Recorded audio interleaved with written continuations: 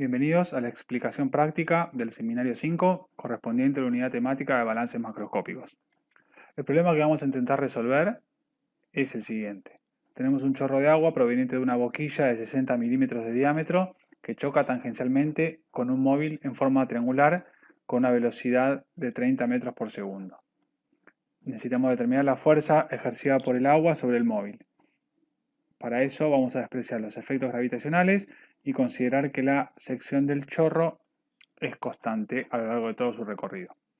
Lo vamos a plantear en dos escenarios. En un primer escenario el móvil se encuentra quieto y en el segundo el móvil se mueve a una velocidad constante de 6 metros por segundo, como se ve en el esquemita. Entonces, para el primer escenario en donde el móvil se encuentra quieto, las consideraciones que vamos a hacer son que el volumen de control se encuentra sobre el fluido, ¿sí? Acá lo vemos en la línea roja punteada y acá vemos una ampliación de lo que sería la parte del chorro que estaría en contacto con el móvil, y las velocidades de entrada y de salida del fluido son perpendiculares al volumen de control. Como se puede ver en este caso, tanto la velocidad 1 como la velocidad 2 son perpendiculares a las secciones de entrada y de salida del volumen de control. Entonces vamos a tener un volumen de control que es una especie de cilindro curvo en contacto con la superficie del móvil. Y lo que nosotros tenemos que determinar son las fuerzas que el fluido ejerce sobre este móvil. Entonces, en primer lugar, lo que vamos a hacer es plantear un balance macroscópico de masa. Entonces, planteando el balance macroscópico de masa en su versión integral, tenemos que la variación total de masa con respecto al tiempo dentro del sistema, más la masa intercambiada en la sección 1, más la masa intercambiada en la sección 2, tiene que ser igual a 0 porque no hay generación ni destrucción de masa dentro del volumen de control. Como estamos en estado estacionario, la variación de masa con respecto al tiempo dentro del volumen de control es 0, entonces nos quedan los términos de la masa intercambiada por la sección 1 y la masa intercambiada por la sección 2. Para este primer escenario habíamos determinado que el móvil se encontraba quieto, por lo tanto el volumen de control está quieto, entonces las velocidades W1 y W2 que representan las velocidades del volumen de control son 0. Entonces para cada una de las secciones planteamos el producto escalar entre el vector B1 y el versor n para la sección 1 y el vector B2 y el versor n para la sección 2. Para la sección 1, el ángulo que forman la velocidad y el versor normal saliente a la superficie es pi o 180, por lo tanto el coseno de pi es menos 1, entonces el producto escalar a la entrada es menos el módulo de la velocidad 1. Hacemos el mismo análisis para la sección 2, en donde en este caso el ángulo entre B2 y el versor n saliente es 0, el coseno de 0 es 1, por lo tanto el producto escalar queda como el módulo de B2 positivo. Entonces, reemplazando estas expresiones en el balance macroscópico de masa, obtenemos lo siguiente, que antes de seguir avanzando vamos a interpretar físicamente lo que significan esta expresión matemática. Como vemos, tenemos por un lado la expresión a la entrada y por otro la expresión a la salida, de una magnitud que ahora, habiéndolo ordenado, se aprecia claramente que es del tipo escalar, ¿sí? Partimos de expresiones que incorporaban a vectores, como la velocidad y el versor normal, pero luego de hacer los productos escalares, convertimos cada término en del tipo escalar, que tiene coherencia con el significado físico de la masa, que es una magnitud escalar. Y como vemos, si hacemos un análisis de unidades, tenemos la velocidad en metros por segundo por la sección en metros cuadrados, nos quedan metros cúbicos por segundo, nos quedaría el caudal volumétrico de entrada, que multiplicado por la densidad sería el caudal másico de entrada y el caudal másico de salida. Como vemos, los signos contrarios, porque uno está ingresando al volumen de control y otro está saliendo. El signo positivo o negativo no importa en sí mismo, sino en relación al otro término. Lo importante es que tengan signos contrarios, porque si los paso del otro lado de la igualdad, me va a quedar el término de ingreso con positivo y el término de egreso con negativo. Entonces, simplificando las densidades, porque es constante a lo largo de todo el volumen de control, nos queda una igualdad entre el caudal volumétrico de entrada y el caudal volumétrico de salida, que, como habíamos visto, si no hay acumulación de masa, es lógico que todo el volumen que entra es el volumen que sale, y considerando las secciones de entrada y de salida por enunciado iguales, llegamos a la conclusión que el módulo de la velocidad de entrada es igual al módulo de la velocidad de salida. Entonces ahora vamos a avanzar con el planteo y análisis del balance macroscópico de cantidad de movimiento. En primer lugar vamos a analizar el significado físico de cada uno de estos términos. Por un lado tenemos la variación de cantidad de movimiento en el sistema con respecto al tiempo, o la derivada de P con respecto al tiempo, la velocidad neta de transferencia de cantidad de movimiento a través de los contornos, ¿sí? Las fuerzas de presión que actúan en los extremos del sistema, las fuerzas externas que actúan sobre el sistema, en este caso tenemos la gravedad, sería el peso del fluido, y por último las fuerzas que el fluido ejerce sobre el sólido y que corresponde a la suma de todas las fuerzas viscosas y de presión.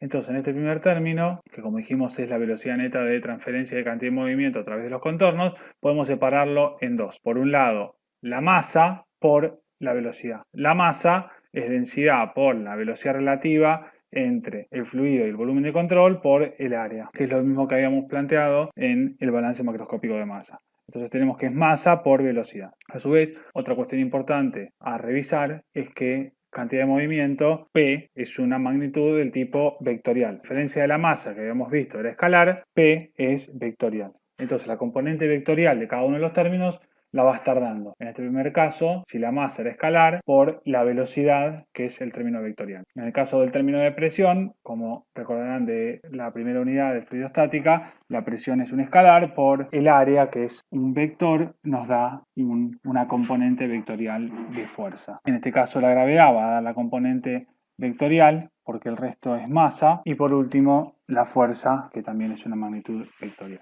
Entonces tenemos todos los términos con su correspondiente magnitud vectorial. Entonces vamos a analizar para nuestro problema en particular qué ocurre con cada uno de estos términos. En primer lugar, como estamos en estado estacionario, no hay variación de cantidad de movimiento con respecto al tiempo. Por otro lado, el término de presiones lo podemos descomponer en dos términos para la entrada y la salida, para el área 1 y el área 2, porque como dijimos, este término representa las fuerzas de presión que actúan en los extremos del sistema. La integral de n diferencial área en A1 y en A2 nos dan S1 y S2. Entonces esta integral nos queda P1 por S1 más P2 por S2. Como habíamos adelantado, el término de las fuerzas externas nos queda el peso del fluido, la integral de densidad por volumen nos da la masa total de fluido contenido dentro del volumen de control, por la gravedad nos da el peso del fluido dentro del volumen de control. En cuanto al término de velocidad de transferencia de cantidad de movimiento a través de los contornos, lo primero que podemos eliminar es W, o la velocidad del volumen de control, porque como dijimos en este primer escenario, en este primer caso, el móvil se encuentra quieto, por lo tanto el volumen de control se encuentra quieto, entonces se elimina este término. Nos queda esta expresión en donde, como dijimos, tenemos una componente que es la masa y otra componente vectorial que es la velocidad. En una primera instancia tenemos que resolver el producto escalar entre la velocidad y el versor normal en cada una de las secciones de entrada y de salida. Para el caso de la entrada, la velocidad y el versor normal en 1 forman un ángulo de 180, por lo tanto nos queda el coseno de pi, y para el caso de la salida, el versor normal forma un ángulo de 0 grados con respecto a la velocidad, por lo tanto nos queda el coseno de 0, y como dijimos, entonces nos queda este producto escalar, nos da como resultado un escalar que es la masa ingresando al sistema, y en la sección 2 nos da una magnitud escalar que es la masa saliendo del sistema, que por el producto escalar en un caso nos va a quedar con signo negativo y en otro caso nos va a quedar con signo positivo. Incorporando estos análisis a los distintos términos del balance macroscópico de cantidad de movimiento, entonces nos queda finalmente que 0 por el estado estacionario, la masa de entrada por la velocidad a la entrada es la cantidad de movimiento en la entrada, menos, con este menos nos da más, este menos con el positivo nos da menos, entonces nos queda la cantidad de movimiento a la entrada menos la cantidad de movimiento a la salida, menos P1 por S1 más P2 por S2, ambos, fíjense que con el mismo signo positivo, el negativo viene de arriba de la expresión integral, más el peso del fluido contenido dentro del volumen de control, menos las fuerzas totales que el fluido ejerce sobre el sólido. Entonces el siguiente paso es descomponer la fuerza en sus componentes multiplicando por los versores I y J correspondientes a los ejes X e Y. Entonces despejamos la fuerza del otro lado de la expresión Entonces lo que vamos a hacer es multiplicar cada uno de los componentes vectoriales de los términos escalarmente por el versor correspondiente. Tenemos entonces que vamos a multiplicar la velocidad en 1 por el versor i, la velocidad en 2, la sección 1, sección 2 y la gravedad por el versor i. Vamos analizando cada término. Tenemos que a la entrada la velocidad 1 y el versor i son colineales y tienen la misma dirección, por lo tanto del ángulo que forman es 0. Entonces nos queda el término que habíamos obtenido originalmente por el módulo de la velocidad en 1. Para el caso de la sección 2, la velocidad 2 forma un ángulo de 60 grados con respecto al eje X, por lo tanto nos queda el producto del módulo de la velocidad 2 por el coseno de θ, que en este caso, como dijimos, es 60 grados. Para el caso de la presión, la sección 1, en este caso N1, forma un ángulo de 180 grados con el versor I, por lo tanto nos queda el coseno de pi, nos queda con signo negativo, y para el caso de la salida, la sección 2, N2, forma un ángulo de θ o 60 grados con respecto al eje X, por lo tanto nos queda el coseno de θ. Para el caso de la gravedad, es vertical con sentido hacia abajo, por lo tanto forman un ángulo de 90 grados o pi sobre 2, que el coseno de pi sobre 2 es 0, por lo tanto la componente del peso para la fuerza en X da 0. Finalmente, entonces la componente de la fuerza en X, luego de multiplicar cada término por el versor i, nos queda de la siguiente manera. Ahora vamos a hacer lo mismo, pero para obtener la componente vertical, la componente i de la fuerza, multiplicando por cada término por el versor j. Haciendo el mismo análisis que en el primer caso, el primer término nos queda b1 con respecto a el versor j vertical hacia arriba, nos queda pi sobre 2, por lo tanto este término se hace 0. Para el caso de la salida, la velocidad 2 con respecto al versor j forma un ángulo de 90 menos 60, 30 grados, pi sobre 2 menos θ, que es lo mismo que seno de θ. Para el caso de la presión, a la entrada, la sección forma un ángulo de 90 grados N1 con J, por lo tanto coseno de pi sobre 2 que es 0, y a la salida S2 N2 forma un ángulo de pi sobre 2 menos θ, que como habíamos dicho nos queda el seno de θ. Y en este caso la gravedad es vertical hacia abajo, por lo tanto forma un ángulo de 180 o pi, entonces nos queda el coseno de pi menos la masa por la gravedad. Entonces finalmente la expresión para la componente I de la fuerza nos queda de la siguiente manera. Reemplazando cada una de las expresiones para la fuerza en X y la fuerza en Y con los datos que disponíamos, conocíamos la velocidad a la entrada, que del balance macroscópico de masa sacamos que la velocidad del módulo y la velocidad a la salida era igual al de la entrada, conocemos el ángulo θ, conocemos el diámetro del chorro, con eso podemos calcular la sección a la entrada, que como dijimos es constante, por lo tanto la salida va a ser igual a la entrada, conocemos la densidad porque dijimos que se trataba de agua, las presiones a la entrada y a la salida son la presión atmosférica, y como parte del enunciado dijimos de despreciar el efecto gravitacional o la masa contenida dentro del volumen de control, por lo tanto lo ponemos 0, y reemplazando las expresiones para la fuerza en X y la fuerza en Y que obtuvimos previamente, nos da que la componente horizontal de la fuerza es 1400 newton positiva y la componente vertical de la fuerza es menos 2400, por lo tanto, hacia abajo, el módulo de la fuerza neta resultante del fluido sobre el móvil es 2800 newtons y el ángulo es de menos 60 grados. Finalmente obteniendo entonces el vector fuerza resultante total que el fluido ejerce sobre el móvil como el que se ve representado con este vector. Y con eso resolvimos toda la situación y pudimos obtener la fuerza que el fluido ejerce sobre el móvil cuando éste se encuentra quieto. Como conclusión de todo este proceso, lo que podemos ver es cómo una situación problemática que si hubiéramos querido resolver con balances microscópicos se nos hubiera dificultado mucho, hubiera tenido una complejidad matemática que nos excede probablemente, hubiéramos tenido que obtener los perfiles de velocidad y tau a lo largo de todo el volumen de control para poder integrarlo respecto a la superficie y obtener así la fuerza. De esta manera, trabajándolo a través de los balances macroscópicos y considerando el sistema como una caja negra en donde analizamos lo que ocurre en sus bordes, nos permitió resolverlo con una mucho mayor simplicidad matemática.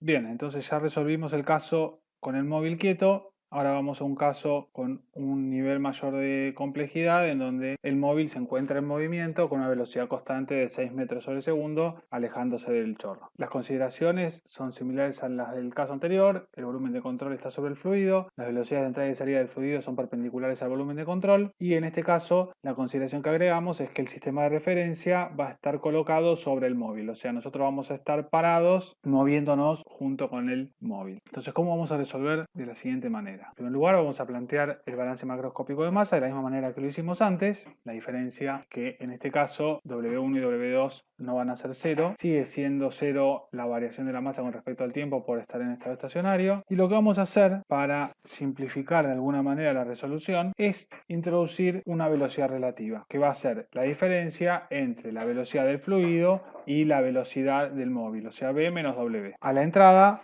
no tiene mayor dificultad porque son colineales y en el caso de la salida nos permite ver la dificultad que presentaría el problema si no introducimos esta velocidad relativa, que es la siguiente. Si nosotros estamos parados, como dijimos, arriba del chorro moviéndonos junto con el móvil, desde nuestra perspectiva lo que vamos a ver es que el chorro choca, impacta con el móvil y sale con una velocidad relativa 2 pegado al móvil. Ahora, si yo me parara en el suelo y viera pasar el móvil con el chorro impactándolo, debería incorporarle para la velocidad absoluta del fluido la componente W. Entonces el fluido, desde mi perspectiva, en este caso parado fuera del móvil, tendría una velocidad 2 de esta forma. Por un lado, tiene la componente tangencial al móvil, pero al mismo tiempo se está desplazando junto con el móvil con una componente horizontal W. Entonces, la velocidad 2 absoluta del fluido respecto al suelo sería BR2 más W. Así que matemáticamente sale de despejar y pasar W sumando a la velocidad relativa. Entonces vamos a avanzar y vamos a ver lo que esto nos simplifica. Volvemos a plantear el balance macroscópico de masa, ya incorporando la velocidad relativa, reemplazando los términos dentro del paréntesis,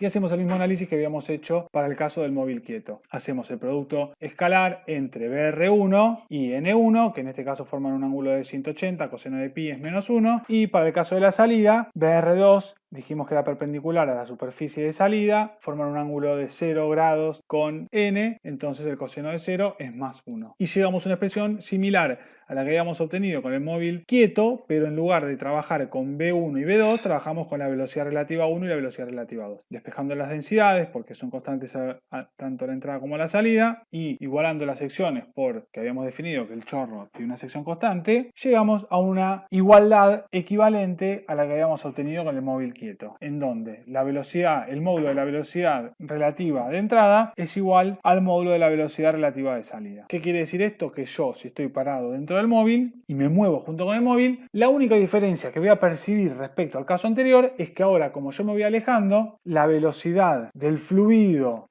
es levemente menor, porque yo me estoy alejando, ahora lo vamos a ver, pero sale tangencial al móvil con esa misma velocidad relativa. Entonces, a la entrada, como B1 y W1 tienen la misma dirección y en este caso el mismo sentido, BR1, el módulo, es el módulo de B1 menos el módulo de W1, que habíamos dicho que era 30 y 6, por lo tanto lo que vemos es que si yo estoy parado arriba del móvil, observo que el fluido se acerca hacia mí a 24 metros por segundo. ¿Por qué? Porque el fluido viene a 30, pero yo me estoy alejando a 6.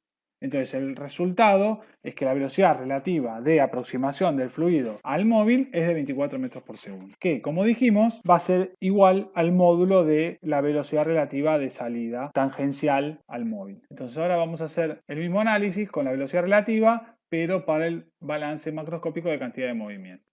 Según como definimos la velocidad relativa, que era la diferencia entre V y W, entonces despejando, la velocidad es la velocidad relativa más W, que es lo que habíamos dicho acá. V2 en este caso es BR2 más W y en este caso B1 es BR1 más W1. Entonces, reemplazando B por BR más W, esto es la velocidad relativa, y haciendo distributiva nos queda el producto de BR por BR y en este caso nos queda el producto de W por BR. Y ahora vamos a analizar cada término. El primer término es 0 por estado estacionario, al igual que el caso inicial en donde el móvil estaba aquí. El análisis con las presiones también se mantiene igual porque la velocidad del volumen de control W no interviene, con lo cual llegó a la misma conclusión que había llegado para el caso del móvil. Lo mismo ocurre con el término de el peso. Y ahora vamos a analizar los términos en donde sí afecta la velocidad relativa o interviene la velocidad del móvil o del volumen de control W. Por un lado, este término, la integral de la densidad por la velocidad relativa por la normal por diferencial área para toda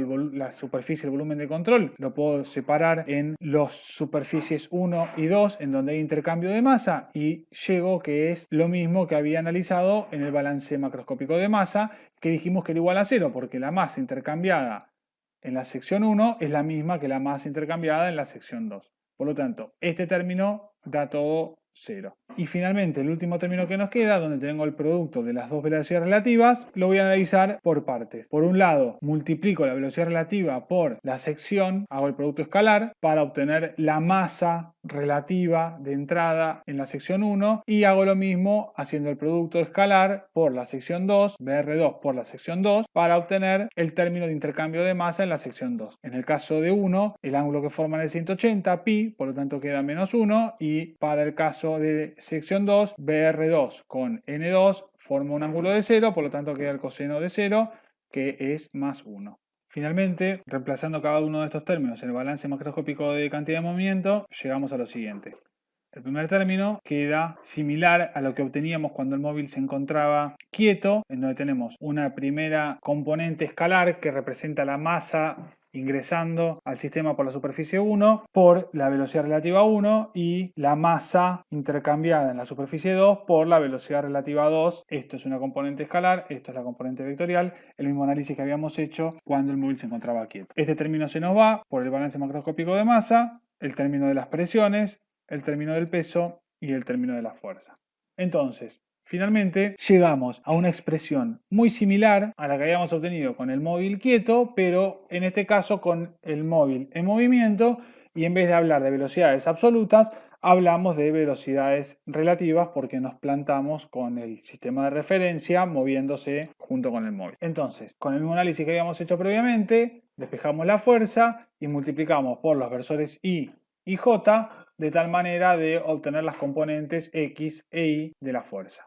Entonces, multiplicando cada término por el versor I y analizando, vemos que para la entrada la velocidad relativa 1 forma un ángulo de 0 grados con el versor I, ambos son horizontales hacia la derecha, por lo tanto el coseno de 0 es 1. Para el caso de la salida, la velocidad relativa 2 forma un ángulo de 60 grados con el versor I, nos queda el coseno de tita. La sección 1 forma un ángulo de 180 con el versor I, nos queda el coseno de pi menos 1. La sección 2 a la salida forma un ángulo de 60 de tita con respecto al versor I, nos queda el coseno de tita. La gravedad forma un ángulo de 90 grados con el versor I, por lo tanto el coseno de pi sobre 2 es 0, una componente de la fuerza peso en X. Y finalmente la componente X de la fuerza nos queda expresada de la siguiente forma con los términos de cantidad de movimiento intercambiado en 1, cantidad de movimiento intercambiado en 2, la presión por la sección 1 menos la presión por la sección 2. Como vemos, si hubiéramos trabajado con velocidades absolutas, se hubiera dificultado el análisis porque hubiéramos necesitado obtener cuál es el ángulo que forma la velocidad 2 absoluta respecto al eje X y respecto a versor normal para todos estos análisis y todos estos productos escalares. Si trabajamos con la velocidad relativa, como sabemos que es tangencial a la superficie del móvil, tenemos el ángulo y nos facilita mucho el análisis y del desarrollo. Hacemos lo mismo para la componente vertical y de la fuerza, multiplicando por el versor J en cada término. En este caso, la velocidad relativa 1 forma un ángulo de 90 con la vertical, por lo tanto da 0. La velocidad relativa 2 forma un ángulo de pi sobre 2 menos tita, nos queda el coseno de pi sobre 2 menos tita o el seno de tita. La sección 1, al igual que nos pasaba en el caso del móvil quieto, forma un ángulo de 90, por lo tanto ese término da 0. La sección 2 forma un ángulo de 30 con respecto a la vertical, nos queda el coseno de pi sobre 2 menos tita. La gravedad forma un ángulo de 180 con el versor J, por lo tanto nos queda -1. Y finalmente llegamos a esta expresión para la componente I de la fuerza. Al igual que hicimos en el caso del móvil quieto, reemplazamos con los valores que son conocidos. En este caso se incorpora W, que solo tiene componente horizontal, 6 metros por segundo. Conocemos todo el resto de los datos. Al igual que en el caso del móvil quieto, obtenemos el módulo de BR1, que como dijimos era 24 metros por segundo, que es igual al módulo de BR2. Las presiones siguen siendo atmosféricas tanto en 1 como en 2. Reemplazamos con todos los valores y obtenemos ahora una expresión, un valor para la fuerza en X de 960 newton y para la fuerza en Y de menos 1600-1700 newton, dando un valor resultante total para el módulo de la fuerza de 1900 newton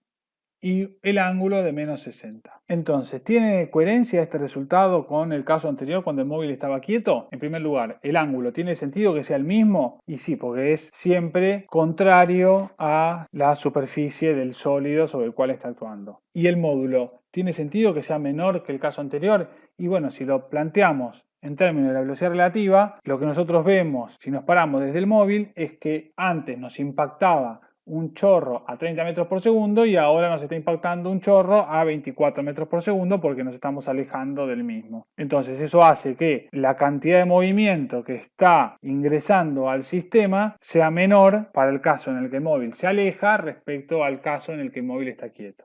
Y bueno, con eso concluimos el análisis para calcular la fuerza del chorro cuando impacta al móvil quieto y el móvil en movimiento.